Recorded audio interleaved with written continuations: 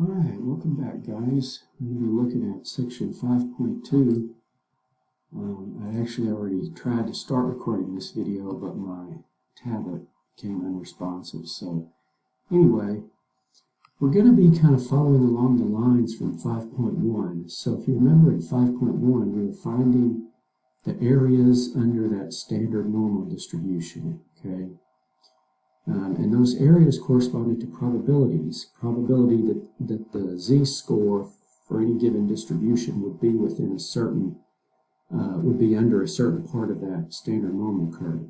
Okay. And today we're going to be doing we're pretty much the same thing, except we're going to be looking at the actual raw data. Okay. So, last class it would say, find the probability that z is less than, a specific z-score. But now we'll be actually looking at the actual mean and standard deviation of the raw distribution, okay, from the raw data. So before I start, I want to make sure that you understand the difference between the standard normal distribution and the actual raw distribution, okay. So the raw distribution for x is the actual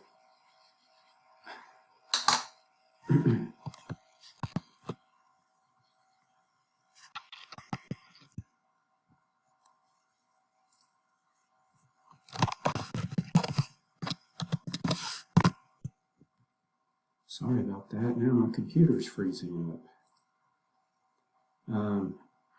Yeah, so if you have some random variable x, it'll take on values that are characteristic of whatever it is. Okay, it could be heights, it could be weights of newborns, like that example that we saw, and that specific distribution will have its own mean. Okay, so like the average weight of a newborn is 3,300 grams, and it will have its own standard deviation. Now, when you convert all of those raw scores into z-scores, then you get the standard normal distribution. Okay, so that's what we were working with last class.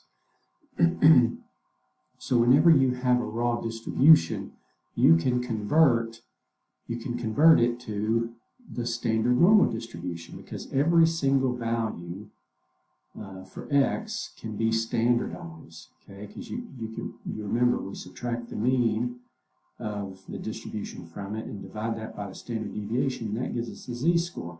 And the z-score is just how far away from the mean that actual specific value is. Okay.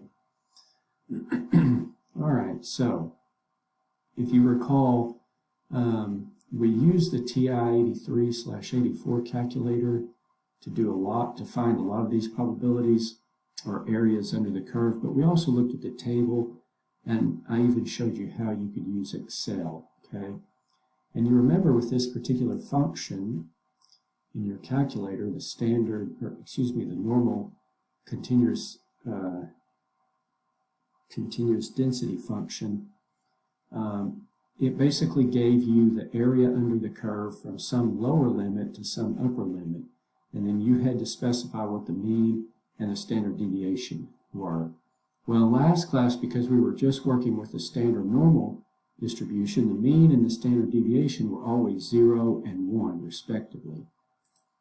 Okay, and then we'd have some lower limit and some upper limit.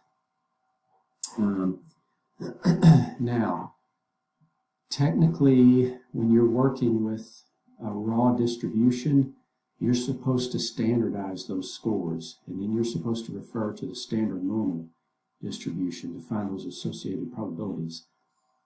But guys, you can actually work directly with the raw values. You just have to make sure that, you're like, so for example, we were talking about, say, SAT scores, and you're trying to find what percentage of the population would fall below a 1200 or would score 1200 or below.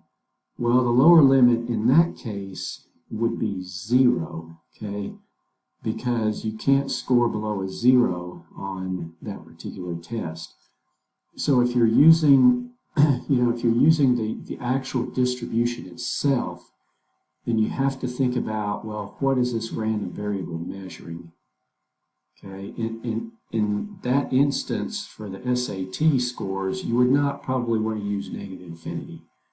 Well, I mean, you could, because we're theoretically, yeah,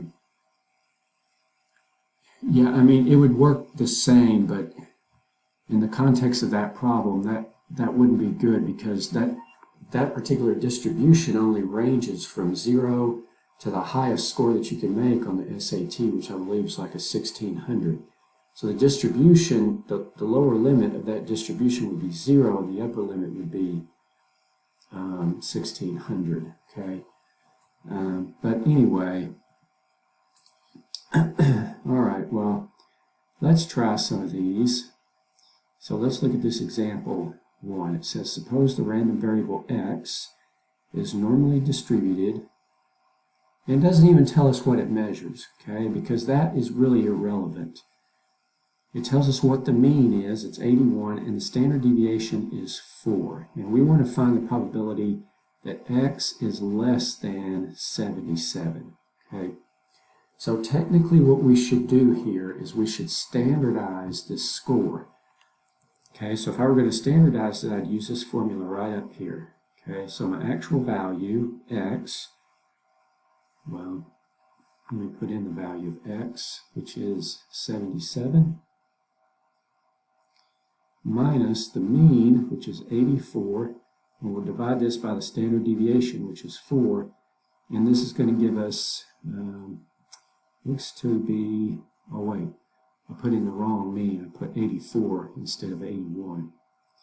So anyway, 77 minus 81 is negative 4. You divide that by 4 and you're going to get negative 1.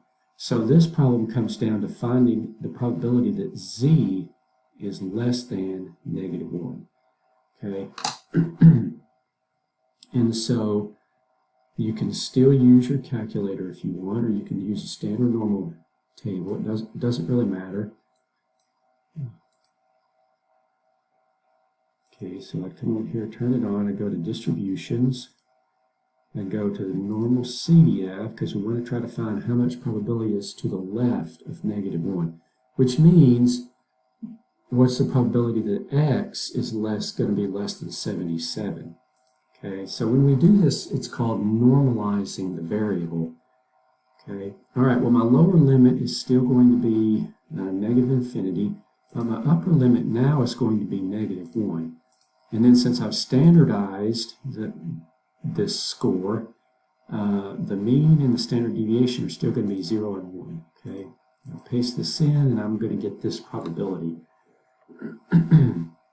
So it is, if I round to 3 decimal places, 0.159.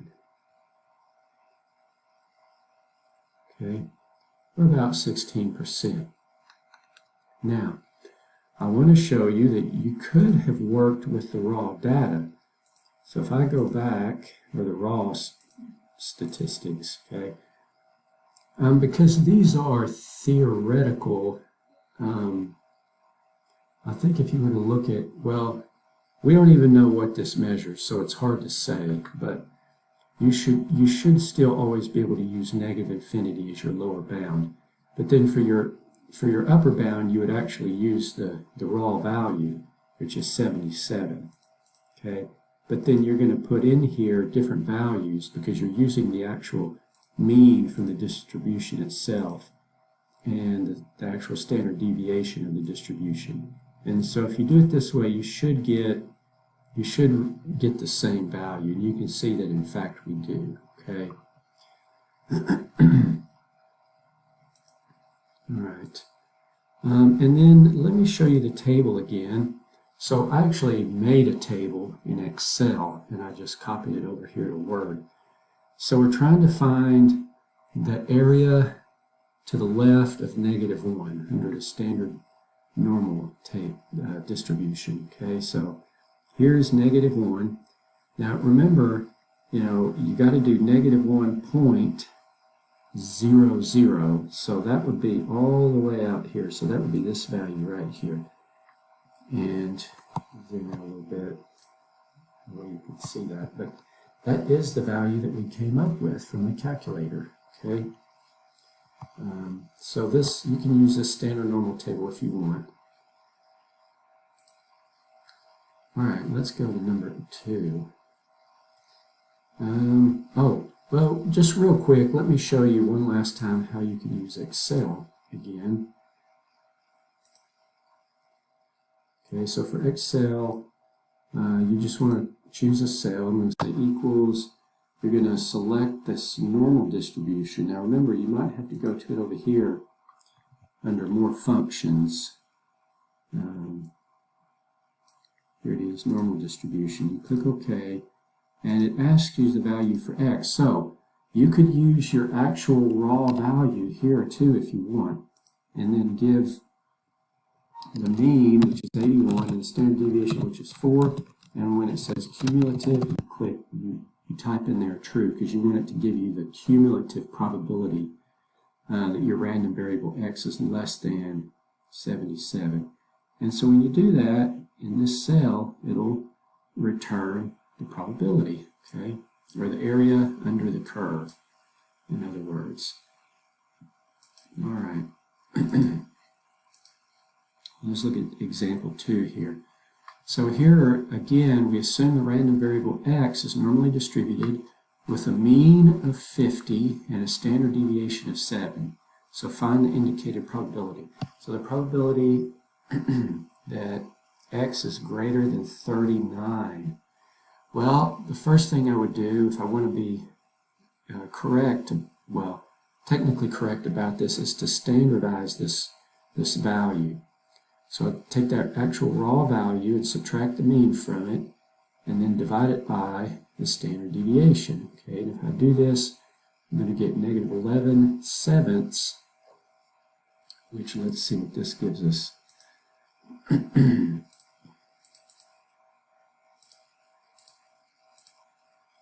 It's about negative 1.5714. Wait, is that right? Did I say that right? Yeah. 5714. Okay. So, if we standardize this, we're looking for the probability that it's not X anymore, it would be Z. Probability that Z is greater than negative 1.57. Okay. 5714 if you want to be more precise. We can do this in our calculator as well.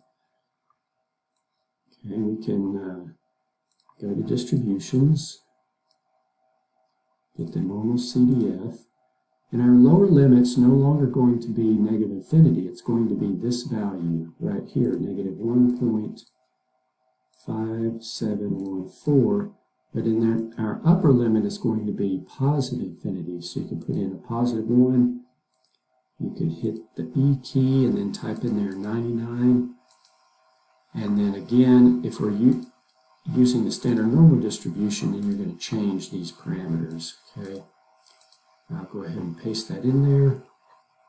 And so the area to the right of this value of Z under the standard normal curve is about 94%, or 0.94. I'll go to 3 decimal places, 942, okay?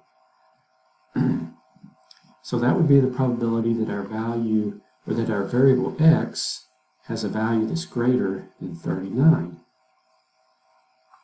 And then again, I'll show you in here, if you want to work, if you want to do it with the raw data, the lower limit would be 39, and the upper limit you would still let be positive infinity, but then you would change these parameters.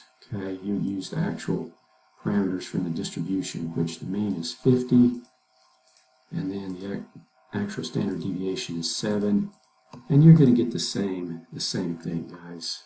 Okay. In fact, on number 3, that's what I'll just use the raw data. Okay. I'll just say here that I'm going to use the normal CDF,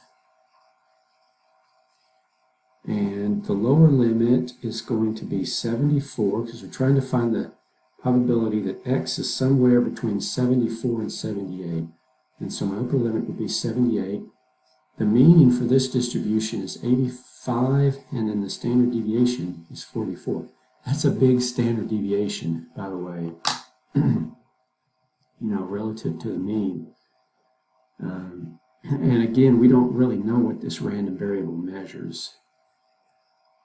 All right, so if I were to do this, I'll get the probability that x is somewhere within that interval is going to be equal to, let's get the normal CDF function, whoops. All right, so our lower limit would be 74, our upper limit 78, our mean is 85, and then our standard deviation is 44. And I'm going to go out on a limb here and say that probably this probability is going to be very low. Because the standard deviation is so large, the shaded area between these two values is not going to occupy much area under that curve. Whoops, I put it in the wrong place. Let's try this again.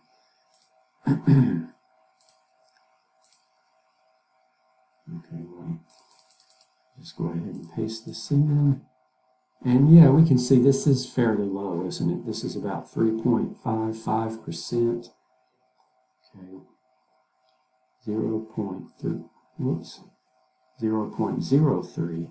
It should be 0.0355. Okay.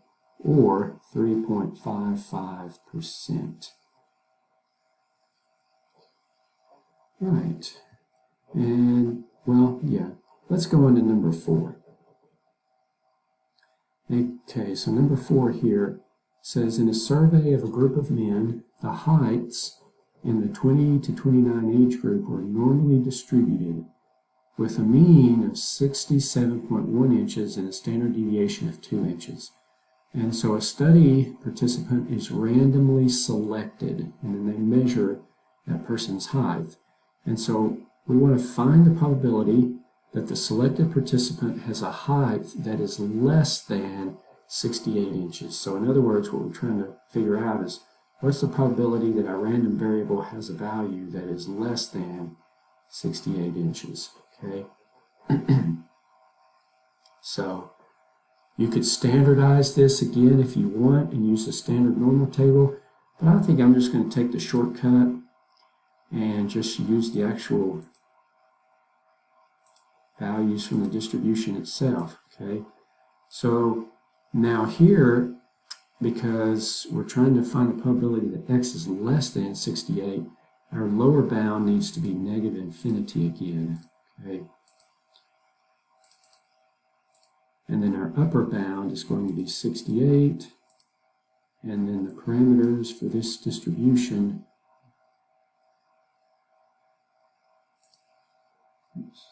get back here. They're given to us up here. The mean is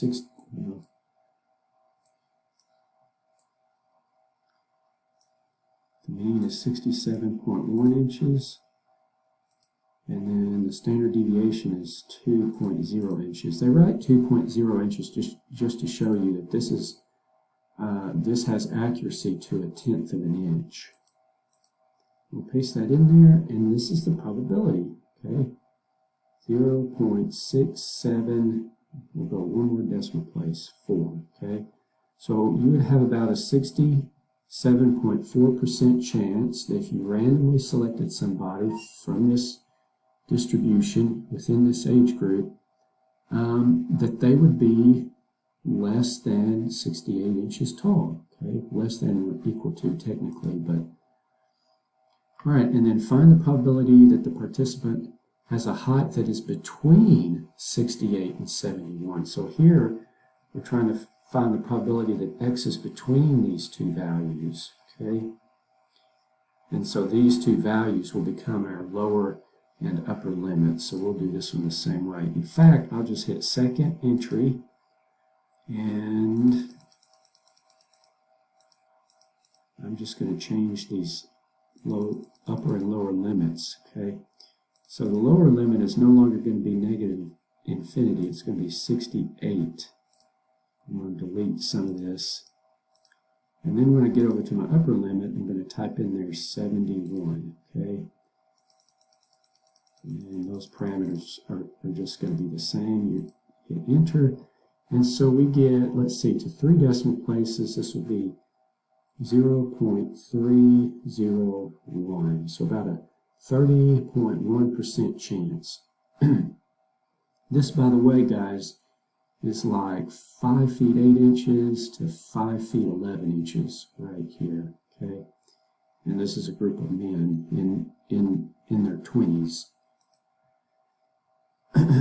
And heights are normally distributed, okay? So, you know, if you know the average of a population or something close to the average, and you know you have a good estimator for what the standard deviation is, then you could make these predictions. All right, what about part C here? Find the probability that a study participant has a height that is no more than 71 inches. Well, no more than 71 means less than or equal to 71, okay?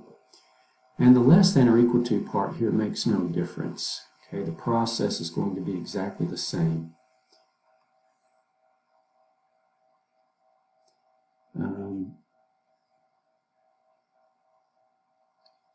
My lower bound in this case needs to be negative infinity. My upper bound needs to be 71. And then my parameters are going to stay the same. And guys, notice, because in that last example, I didn't actually go back in here to this function. I just used what was previously entered in there. When I modified those values, it didn't modify them here. Okay, so that's something to note. You can see my negative infinity is still in here. All right, so let's see what this is going to give us. All right, and this makes sense because 71 inches is almost 6 feet. So you're essentially asking what percentage of the population is 5'11" or less. Well, you know, 5'11" is relatively tall for a man, so therefore you see about 97% of the distribution, 0.974. Okay, so you could say that most men are 5'11" or below if these parameters are accurate. And so you could, you know, that's why it's rare to see people, you know, you see somebody that's over 6 feet and they're considered tall, right? And so even it's more rare to see somebody that's like 6'6", because that particular value is even further away from the mean. It's several standard deviations away from the mean. So that's why it's rarer and rarer to see people that are taller and taller. And also, conversely, to see people that are shorter and shorter. Okay? All right, let's look at example 5 here. Guys, by the way, I don't think this is a real long section. All right, number 5. So here we are talking about SAT scores. Now, when you do these distributions, these are theoretical. This is kind of what I was alluding to earlier. Technically, in this theoretical distribution, this tail would go off to negative infinity, and this right tail would go off to positive infinity. But we know that can't technically be the case because you can't score less than a 0. Okay, so how could this be going to negative infinity? But that doesn't matter. This distribution is so close to the actual distribution that the probability that would be in the tail to the left of 0 is almost 0. Okay. All right. So assume a member is selected at random from the population represented by this graph. Okay. So when we say a member, we're talking about a specific SAT score. find the probability that the member selected at random is from the shaded area of the graph. Okay, so in other words, what we're trying to figure out is if you randomly select, well, it could be an actual person. You randomly select a person that has taken or will take the SAT score. What's the probability that they're going to make anywhere within a 200 to a 400 on the SAT? Okay, so in other words, we're trying to find the probability that X lies within this interval from 200 to 400. Okay. Now, again, I want to point out you can standardize these. Okay.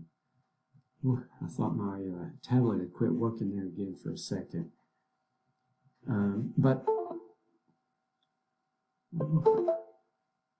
Well, let's just go ahead and go to the calculator. Okay. It's always something with technology, isn't it? Just something to add extra stress to our lives. Sometimes I feel that way. Okay, so the lower limit is going to be 200, and then the upper limit is going to be 400. And we're going to go with these actual parameters here. Okay, so the average or the mean is 509. And then the standard deviation is 120. I'll paste these in here. And we're going to get about 17.7%. Okay. All right, so I'm going to say that this is equal to 0.177. So that's the probability.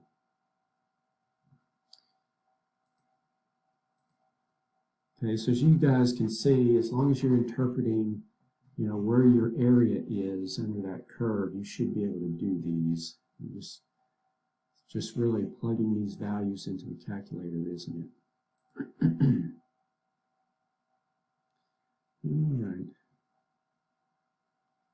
And then I put another, one side of the standard normal distribution here in your notes, but I don't. You guys can use this if you want. This, of course, this Word file that I made not long ago, this will be in the module folder as well. So this would actually be more complete because this contains not only the associated probabilities for the negative z-scores, but also the positive z-scores. Now, you may be wondering, well, why do some of the tables only show like half of it? Well, it's because this is a symmetric distribution, okay? So if you look at this value right here that corresponds to negative 2.79, this value means that there's 0.0026 area to the left of negative 2.79. So this also means that there would be this same probability to the right of positive 2.79, okay? And really you only need half of the table to be able to determine all these probabilities. Although it can take some extra work if you only have half and not the entire table. It can be some more work and some critical thinking there as well, but anyway. All right, well, let's see. Well, yeah, like I said, this section is kind of short because really we're essentially doing what we did in section 5.1. Okay. All right, so another question here concerning SAT scores. So it says SAT critical reading scores are normally distributed with a mean of 505 and a standard deviation of 121. So what percent of SAT verbal scores are less than 550? So in other words, we're trying to figure out what's the probability that X is less than 550, okay? So I'll put in here that we're using the normal CDF again. We're going to use negative infinity for our lower bound. Although you could just use 0 if you want, because you can't have an SAT score less than 0. let's see, our upper bound is 550. The mean of this distribution is 505, and then the standard deviation is 121. Okay?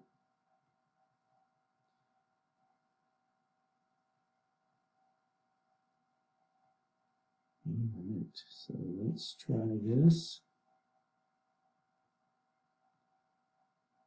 Our upper bound is 550, and then our mean is 505. So this would be like the average score.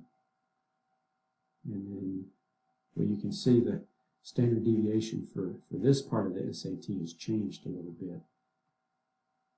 All right, so we get about 64.5%. So this is equal to 0.645. Okay. All right. And then part B. Part B's got a little extra piece to it. It says if 1,000 SAT verbal scores are randomly selected, about how many would you expect to be greater than 525? Okay. So the first thing we need to do here is figure out, well, what's the probability, or what percentage, in other words, of the scores are going to be greater than 525. And once we know that, then we can figure out how many of these 1,000 we would expect to have scores that are greater than 525.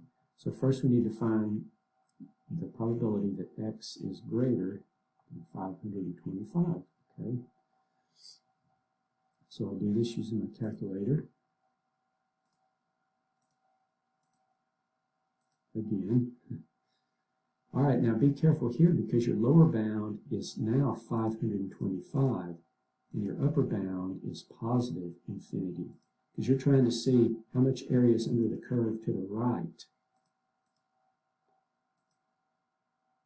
Right, and then, yeah, these parameters are just the same. Okay, so paste this in, and this is the probability right here, 0.434. Okay? Or in other words, this is the percentage of people that you would expect to have SAT scores greater than 525. So now, of these 1,000, so in other words, about 43.4%. Okay? So of these 1,000, we need to figure out, well, what is 43.4% of that? Okay, so you multiply it by a decimal, and you're going to get 434 scores. Okay, that's how many we would expect to be greater than 525. Okay. All right, guys. Well, I hope that you've understood. The last section we'll cover in Chapter 5 is 5.3, and in that section, we'll be sort of doing the opposite of what we've done thus far. So thus far, we're trying to see how much area or probabilities under the curve. In the next section, we'll be trying to figure out, well, what z-score or what raw value for x would correspond to there being a certain amount of area or probability, to the left or less than that particular value. So anyway, I'll see you in 5.3.